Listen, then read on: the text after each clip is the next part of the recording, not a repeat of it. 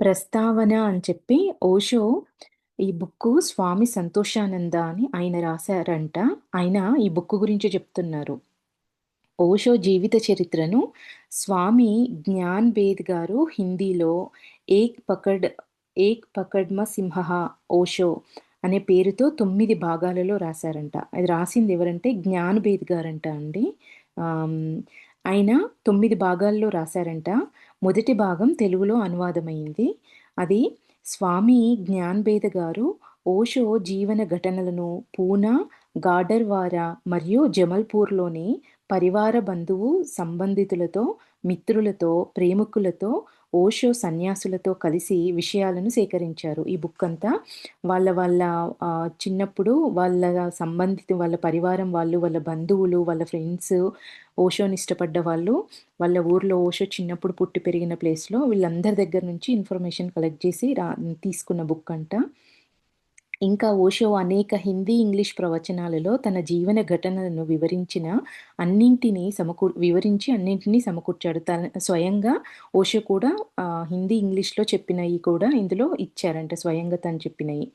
జ్యోతిషిక, యుక్రాంద్, సన్యాస్, ఆనందిని, భగవాన్ Shri Rajneesh, Osho times పత్రికలను మంతనం చేసి ఓషో లీలను గ్రహించారు. ఇంకా ఈ ఈ పత్రికల నుంచి కూడా ఆయన ఇచ్చిన ఇన్ఫర్మేషన్‌ని కూడా ఇందులో పెట్టాము అని చెప్తున్నారు.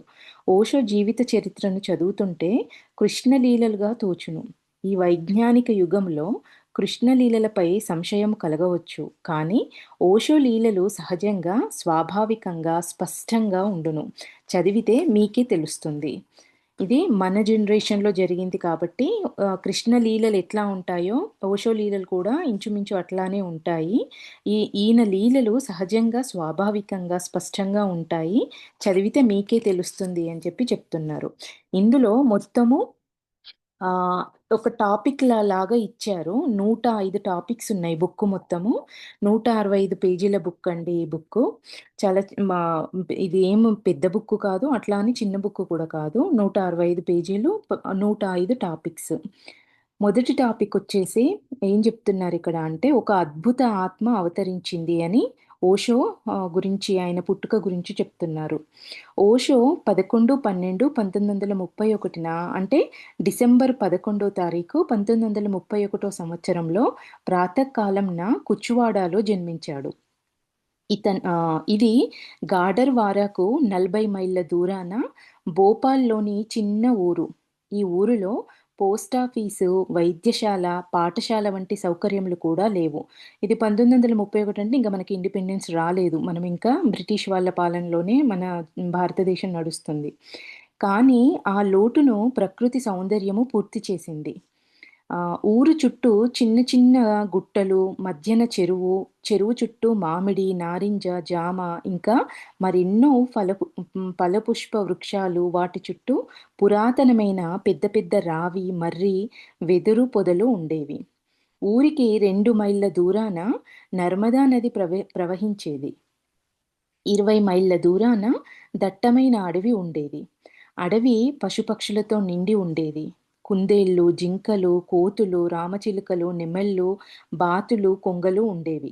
అంటే ఓషో గారు ఇట్లాంటి ప్రకృతి సౌందర్యం మొత్తము అంతా ప్రకృతితో కలిసి ఉన్న ప్రదేశాన్ని చేసుకున్నారు అని చెప్తున్నారు.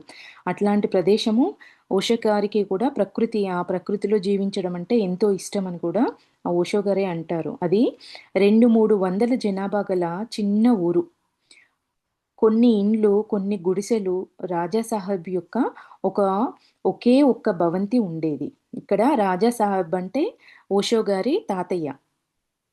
ఒక ఒక చిన్న జైన మందిరము, ఒకే ఒక్క కిరాణా కొట్టు, అక్కడ అన్ని వస్తువులు లభించేది.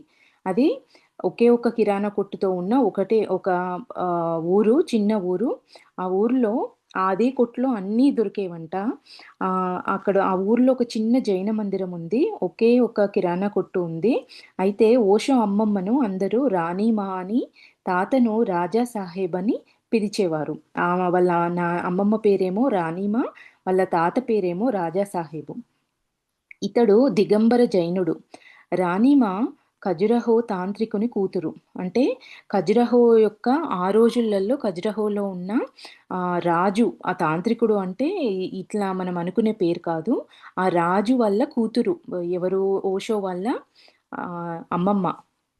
రాజా సాహెబు ఆయనేమో ఒక దిగంబర జైనుడు అని చెప్తున్నారు. అంటే జైనాన్ని బాగా డీప్‌గా ఫాలో అవుతున్న పర్సను అని చెప్తున్నారు. రాజా సాహెబ్‌కు 1400 ఎకరాల జమీందారి వాళ్ళ తాతయ్య. వీరికి బూరా నమ్మకమైన సేవకుడు. గుమస్తా మరియు అంగరక్షకుడు కూడా. బూరా అనే నమ్మకమైన సేవకుడు, గుమస్తా, మళ్ళీ బాడీగార్డ్ కూడానంట. ఈ 3 ఆయనొక్కడే. బూరా తల్లి హిందువు, తండ్రి ఆంగ్లేయుడు. ఇక్కడ వాళ్ళ సేవకుడు గురించి ఎందుకు చెప్తున్నారంటే, ఆయన పాత్ర చాలా ఉంటుంది ఈ బుక్కులో. అందుకే బూరా అనే వ్యక్తి, ఆయనకి తల్లి ఏమో హిందువు, తండ్రేమో ఆంగ్లేయుడు. రాజా సాహెబ్‌కు ఒకే ఒక కూతురు. పేరు సరస్వతి. అంటే ఈవిడే ఓషో వాళ్ళ అమ్మ. ఆవిడ పేరు సరస్వతి. ఆమెను గాడర్వారా శ్రీ బాబులాల్ జైన్‌కిచ్చి పెళ్లి చేశారు. వాళ్ళ ఓషో వాళ్ళ ఫాదర్ పేరొచ్చేసి బాబులాల్ జైన్. వీళ్ళు జైనులండి వీళ్ళందరూ. అంటే వర్ధమాన మహావీరుడు స్థాపించిన జైను మతము. ఆహ్, వీళ్ళు ఆహ్, ఓషో గారు వాళ్ళ అమ్మ పేరొచ్చేసి సరస్వతి. వాళ్ళ నాన్న పేరు శ్రీ బాబులాల్. వాళ్ళ అమ్మమ్మ పేరు రాణీమా. వాళ్ళ తాతయ్య పేరు రాజా సాహెబ్. ఇక్కడ సూర్యుడు ఉదయిస్తున్నాడు. కోళ్లు కూస్తున్నాయి. పక్షులు పాడుతున్నాయి. చలిగాలి తీవ్రంగా వీస్తున్నప్పుడే భవంతి వద్ద నుండి 7 సార్లు తుపాకీ పేలింది. కంచు పళ్ళెం మోగింది. రాజాసాహెబ్ కూతురు ప్రసవించిందని అందరూ ఆనందంతో పరిగెత్తారు. అంత ఊర్లో వీళ్ళొక్కరే, అంటే ఈయనకు 1400 ఎకరాల భూమి జమీందారు ఈయన. వీళ్ళ తాతయ్య. ఆ ఊరు మొత్తము ఈ ఈయననే ఈ ఈయననే పోషిస్తున్నాడు. ఊర్లో అన్ని చిన్న చిన్న గుడిసెలు, వీళ్ళదొక్కటే ఒకటి బిల్డింగ్ ఉంది అని చెప్తున్నారు. భవంతి వీళ్ళది మాత్రమే.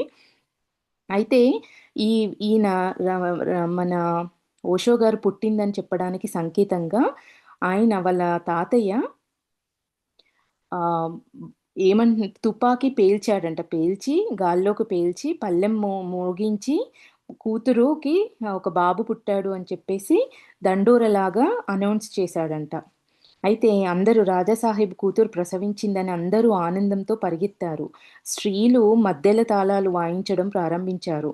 చలిమంట వద్దకి బూర ఒక బంగళా ఒక బంగాళాదుంపల సంచి, ఒక చిలకడ దుంపల సంచి, 2 బెల్లం ముద్దలు తెచ్చి అందరికీ పెట్టాడంట. దుంపలను మంటలో కాల్చి బెల్లంతో అందరూ తినడం ప్రారంభించారు. అంటే స్వీట్స్ పంచుకున్నట్టుగా అందరూ అప్పుడున్న పరిస్థితుల్లో బంగాళాదుంపలు, ఏమంటారు, స్వీట్ పొటాటో, హ్మ్, బెల్లము, వీటిని బంగాళాదుంపల్ని, స్వీట్ పొటాటోస్‌ని మంటలో ఏసి కాల్చి దాన్ని బెల్లంతో కలిపి అందరూ పంచుకొని తిన్నారంట. కొందరు సంభాషణ మొదలుపెట్టారు. అది బాగా పల్లెటూరు అని చెప్పారు గదా! పల్లెటూరులో అందరూ అమాయకమైన ప్రజలే ఉంటారు కాబట్టి, వాళ్ళు మాట్లాడుకునే మాటలు ఏంటి అనంటే, ఒకడన్నాడు, రాజాసాహెబు పుత్రుని కొరకు జీవితమంతా తహతహలాడాడు. అంటే తాతయ్య మన ఓషో వాళ్ళ తాతయ్య. ఆయనకొక్కతే కూతురు గదా! ఈ ఓషో వాళ్ళ తల్లి. కాకపోతే ఆయనకి కొడుకు కావాలని బాగా జీవితమంతా తహతహలాడాడంట. దాంతో పుత్రుడు కలగకపోయినా అతనికి ఏకైక కూతురు అతని కోరిక తీర్చింది. రాజా సాహెబు కొన్ని రోజుల ముందే, ఒకవేళ నా కూతురుకు కొడుకు జన్మిస్తే నా ఆస్తికి వారసుడవుతాడు అని చెప్పాడంట.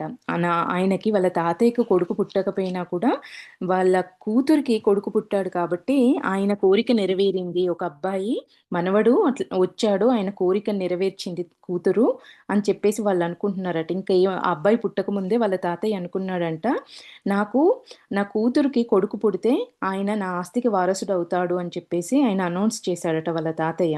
రెండో వాడన్నాడు, ఈ పిల్లాడు ఉదయం జన్మించాడు కావున రాజకుమారుడు మహాభాగ్యవంతుడు అవుతాడు అని చెప్పేసి ఇంకో వ్యక్తి అన్నాడంట. అప్పుడే మూడో వాడన్నాడంట, మీరంతా మూర్ఖులు. రాజాసాహెబ్ ఇంట్లో గొప్ప మహాత్ముడు జన్మించాడు. మీకు జ్ఞాపకం లేదా? అంటే మీరు బాహ్యమైన వాటి గురించి మాట్లాడుతున్నారు. మీరంతా మూర్ఖులు. మీకు గుర్తు లేదా? 5 నెలల క్రితం ఈ పిల్లాడు తల్లి గర్భంలో ఉన్నప్పుడు నర్మదా నది తన దారి వదిలి ఊరు వైపు మరలి రాజాసాహెబ్ భవంతి గదిలోకి ప్రవేశించి అమ్మాయి గర్భాన్ని తాకి తగ్గిపోయింది. అంటే గర్భంలో ఉన్న పిల్లవాడి చరణాలను స్పృశించడానికి వచ్చింది. అక్కడ నర్మదా నది ప్రవహిస్తూ ఉంటుంది. ఆ నర్మదా నది వెళ్ళే అది ప్రవహించే దారి కాకుండా అది ఊరు వైపుకు వరదలాగా వచ్చి వీళ్ళ భవంతి దాకా ఊరు నుంచి నీరు వీళ్ళ భవంతి దాకా ప్రవేశించి వాళ్ళ అమ్మాయి గర్భాన్ని తాకి అప్పుడు తగ్గిపోయింది. అంటే వాళ్ళ ఇంటి దాకా తాకిన తర్వాత అప్పుడు అది చల్లబడింది. అది నార్మల్‌గా మళ్ళీ యథావిధిగా ప్రవహించడం మొదలుపెట్టింది. అంటే ఆ పిల్లవాడి కడుపులో ఉన్న పిల్లవాడిని స్పృశించి అప్పుడు తగ్గిపోయిందంటే ఈ వ్యక్తి ఎంత గొప్ప వ్యక్తో చూడండి అని చెప్పేసి ఆయన అంటున్నాడు ఇంకో అతను.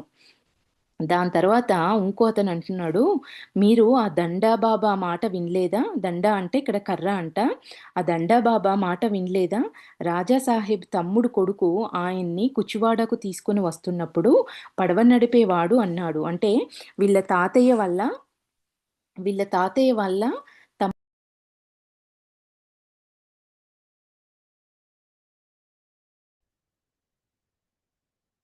తిరిగి ఇంకో అతను ఏమంటున్నాడు, మరొకడు ఒకతనేమో వాళ్ళ అమ్మాయి మన ఓషో గారు కడుపులో ఉన్నప్పుడు నర్మదా నది ఆమె గర్భాన్ని తాకి తర్వాత అతను నార్మల్ అయిపోయింది.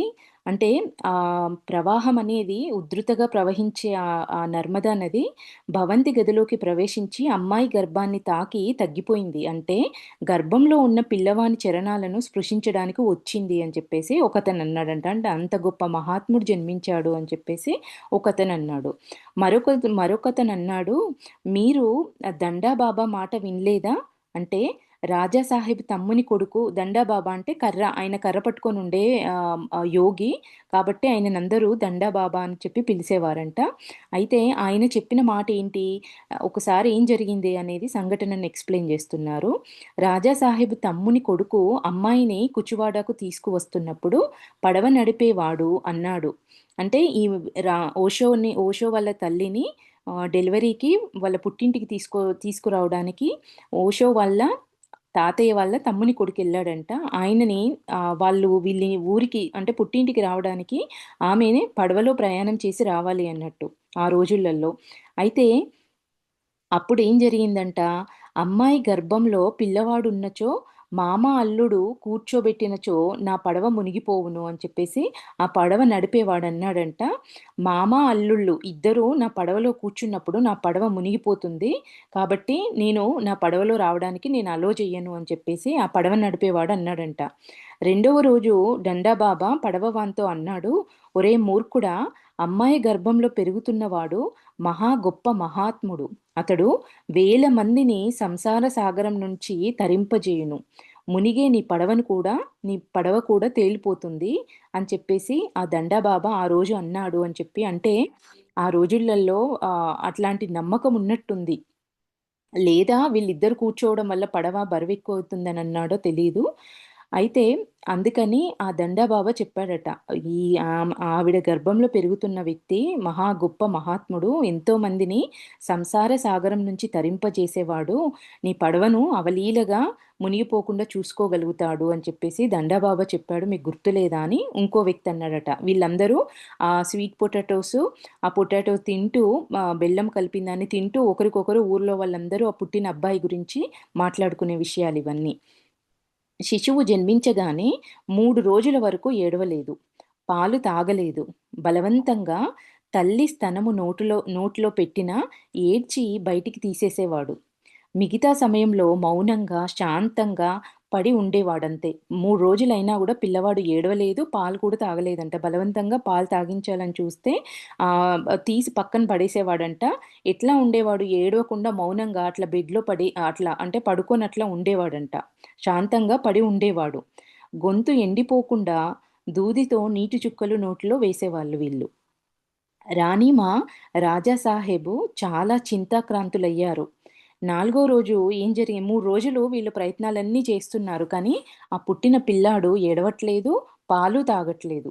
వీళ్ళు వర్రీ అయిపోతున్నారు. ఎందుకిట్లా జరుగుతుంది అని ఏం చేయలేని స్థితిలో జస్టు వీళ్ళేం జేస్తున్నారంట, దూదితో నీటి చుక్కల్ని చిన్న చిన్నగా నోట్లో గొంతెండిపోకుండా ఉండడానికి వేస్తున్నారట ఆ పుట్టిన బాబుకి. రాణిమా రాజాసాహెబు చాలా చింతాక్రాంతులయ్యారు.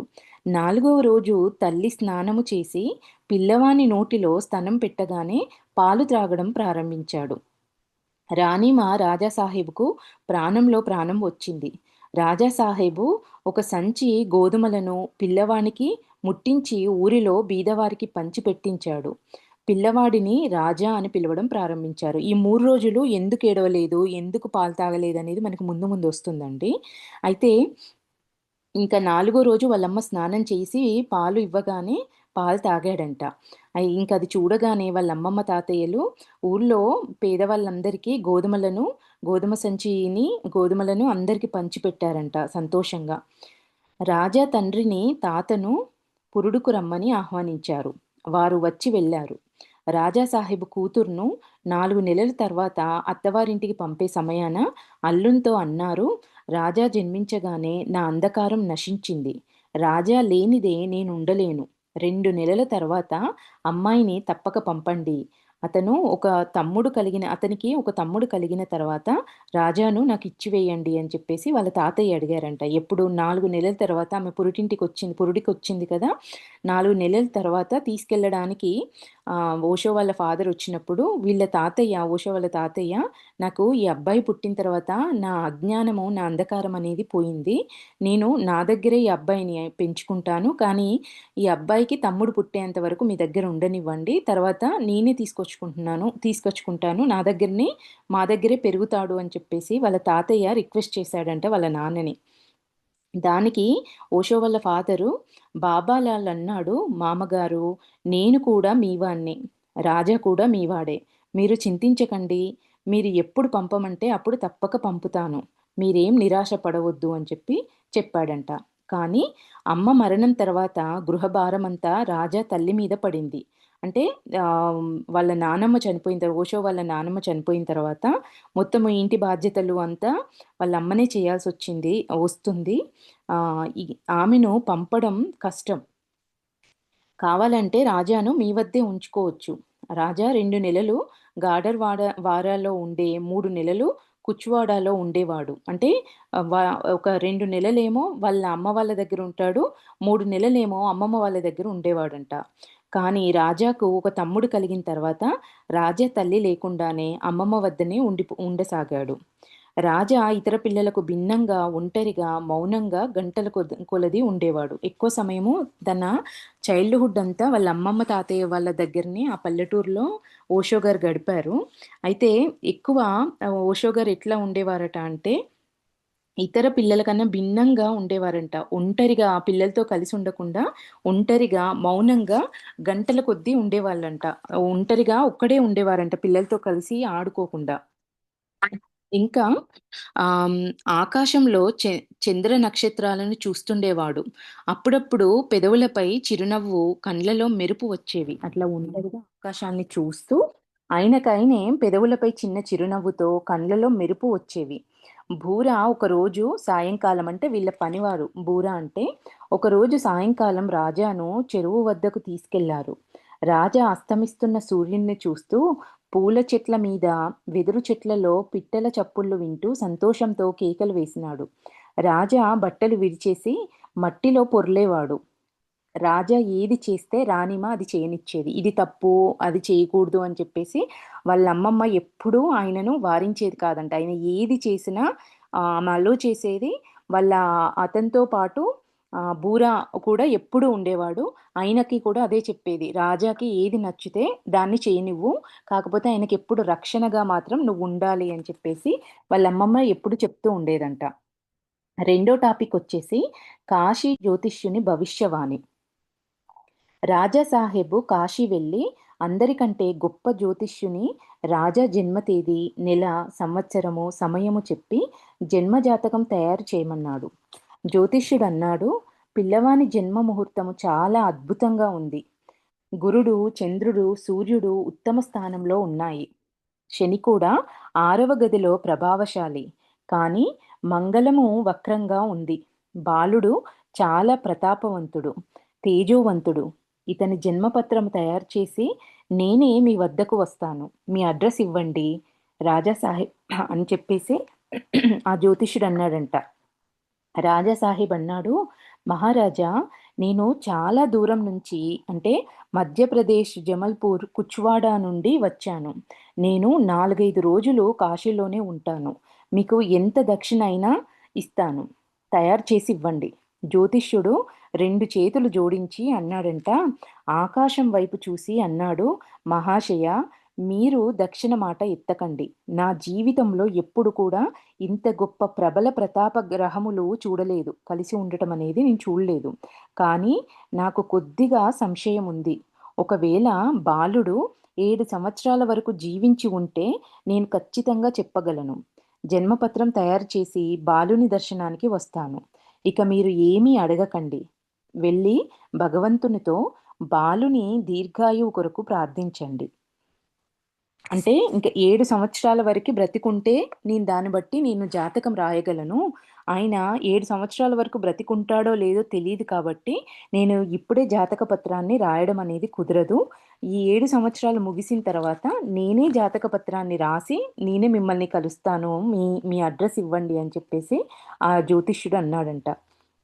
రాజా సాహెబు ఇంటికి వచ్చి జ్యోతిష్యుడు చెప్పింది భార్యతో చెప్పాడు. ఆమె ఆత్మవిశ్వాసంతో అంది, రాజా తప్పక జీవిస్తాడు. చాలా రోజుల వరకు జీవిస్తాడు. ఒకరోజు గొప్ప మహాత్ముడవుతాడు. రాజా సాహెబు మౌనంగా నమోకార మంత్రం జపించసాగాడు. రాజాను, అమ్మమ్మ, రాజా సాహెబు మరియు బూరా అతి జాగ్రత్తగా పెంచసాగారు. ఇక్కడ రాజా సాహెబ్ అంటే వాళ్ళ తాతయ్య. ఆయన వారసుడిగా ఓషోని ప్రకటించారు కాబట్టి ఆయన పేరు రాజా అని చెప్పి పెట్టి వాళ్ళు రాజా అని పిలుచుకునేవాళ్ళు. అయితే ఇక్కడ ఇంకా ఈ ఈ నమోకారం అంటే రాజా సాహెబు ఈ విషయాన్ని వాళ్ళ ఓషో వాళ్ళ అమ్మమ్మతో చెప్పినప్పుడు ఆమె ఎంతో నమ్మకంగా, ఆత్మవిశ్వాసంతో రాజా తప్పకుండా జీవిస్తాడు. చాలా రోజులు జీవిస్తాడు. ఒకరోజు గొప్ప మహాత్ముడు కూడా అవుతాడు అని చెప్పేసి ఆమె ఎంతో కాన్ఫిడెంట్‌గా చెప్పిందంట. ఇదంతా విని వాళ్ళ తాతయ్య మౌనంగా నమోకార మంత్రాన్ని జపించసాగాడు. అంటే వీళ్ళు జైనులు వీళ్ళకు నమోకార మంత్రం అని చెప్పేసి ఉంటుంది.